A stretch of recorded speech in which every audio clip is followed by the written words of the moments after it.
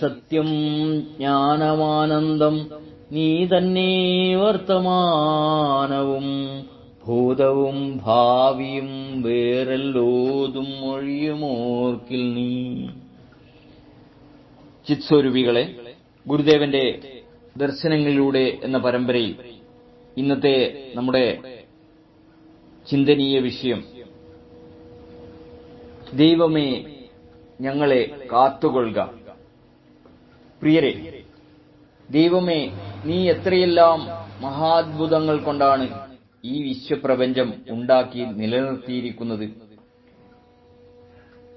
ബലൂണുകൾ അന്തരീക്ഷത്തിലേക്ക് വാരിയെറിഞ്ഞ് കളിക്കുന്ന ഒരു കുട്ടിയെപ്പോലെ ഈ കാണപ്പെടുന്നതും അതിലേറെ കാണപ്പെടാത്തതുമായ ഗോളങ്ങളൊക്കെയും സൃഷ്ടിച്ച് നീ നടനമാടുകയാണ്.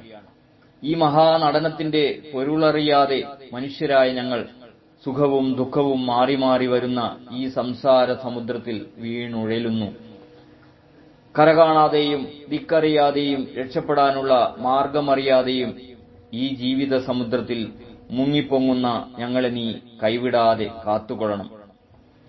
നിന്റെ പിടിവിട്ടുപോയാൽ ഞങ്ങളെ കൊണ്ടുപോകുന്നതിനായി മൃത്യു കൂടെയുണ്ട്.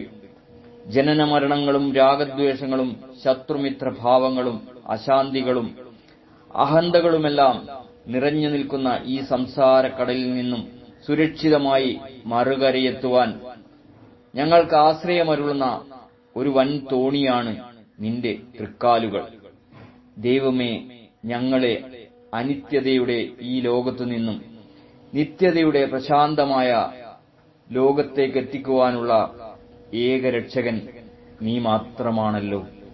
ദൈവമേ കാത്തുകൊള്ളുകങ്ങ് കൈവിടാതിങ്ങു ഞങ്ങളെ.